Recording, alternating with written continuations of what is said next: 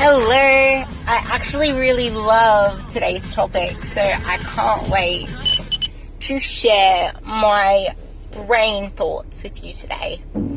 And it's all about goals. And I freaking love goals of all sorts and all levels. So it's kind of exciting. Anyway, so goal setting, the importance of setting goals, how to set goals. Do you set goals or do you just float with it? So floating with time and the whole enjoying the process, I say it all the time. It's about the process, not the results, not the end part of the yellow brick road. It is about the yellow brick road itself and the amazing scenery around you. But it needs to lead to somewhere, otherwise you aren't going to be moving along it because nothing is going to entice you, especially when the big bad witch jumps on your path and frightens you and makes you want to just like throw in the towels. Like, you need to have a clear direction with a clear goal that makes you want to keep going along the yellow brick road. So when it comes to setting goals, I'm going to talk from my experience as a coach, not as an athlete right now. So when my girls come to me, if it's pretty much just I want to lose weight or anything like that type of goal that isn't so clear, it never really sticks. And that's because they realize that it isn't just about losing a certain amount of kilos or losing a certain amount of fat that they're after, because you usually go about the journey to feel better in yourself, to get more confidence, to love yourself more. It's all about self-discovery. That's usually why people join up. And just because everyone wants to just look good and feel good and have energy and be able to like sport a bikini, look in the mirror and be happy with themselves. So it's all about self-love. So usually the strength of the why can be lost. And that's why I harp on and on about enjoying the process. But having goals that aren't related to a number on the scale, because I tell my girls to throw the scale out. If anything, there's one of my girls actually who said to me, I just bought a size 8 bikini. So now my goal is to fit inside a size 8 bikini. And then I have another girl who only recently said to me that her goal is to fit into these amazing booty shorts she just bought. And she wants to be able to wear them with confidence. And I was like, this is the best thing I've ever read, because I am pro booty shorts. I am pro team no pants. Like, feeling confident in your own bloody skin and legs. So hearing that from her made my day. And it's goals like that are tangible, and that you know, hey, I can fit into these pants now and I feel bloody great in it. And it's not just okay losing weight, but it's the process. Like, you go through a process of really building up your character, of building up your drive, your determination, your tenacity, you're always going to go through hardships in some way or another in this journey. So being able to get to the stage where you feel confident in your body doesn't just come from losing weight. Like, you're going to be performing better, having more energy, fueling yourself with better nutrition in a way that isn't going to give you like sugar spikes and then sugar crashes and inconsistent energy, but realize that it's a process.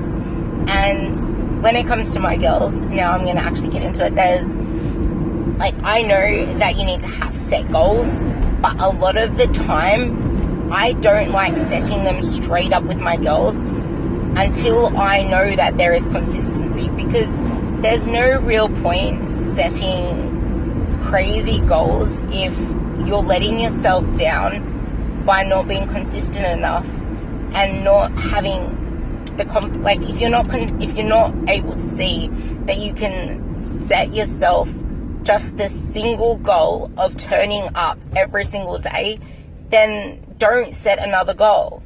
Your first goal should be turning up every single day, meal prepping, doing the basics before you take it that next level and say, okay, now I know the basics. Now I'm showing up every day. I have the ability. That's having faith in yourself. I have the ability to now achieve yada yada goal. So one of my girls, she's finally 3 weeks into consistency after a whole load of months of being on and off. And I can't be more proud of her. We finally set the mini goal of a photo shoot in January to start the new year off.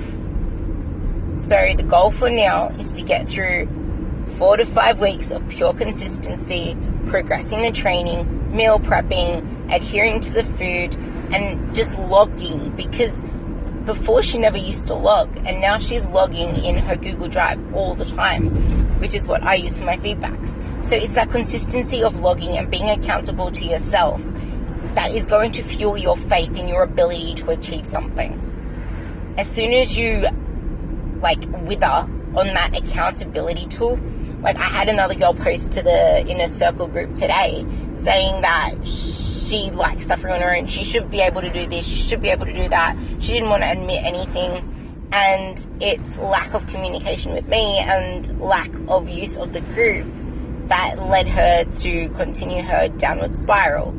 And that just really sparked this podcast, because it's the importance of really being, really admitting it to yourself and to your coach, and just being open about it and voicing when you struggle, because struggling on your own makes it that much tougher.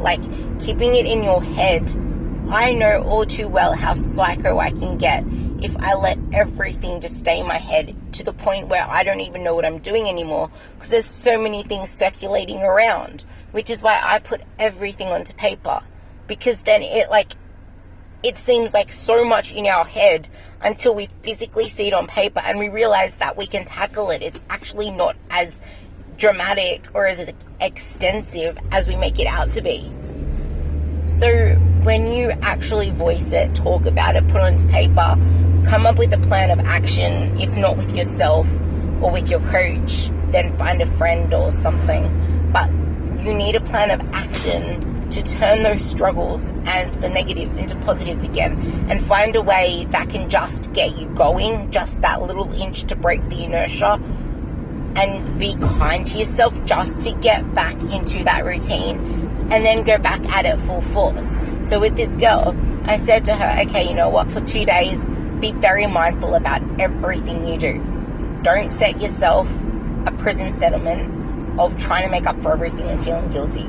Just do the best with what you can. Be accountable about it all. Send me photos of everything you eat, even if that's going to help you.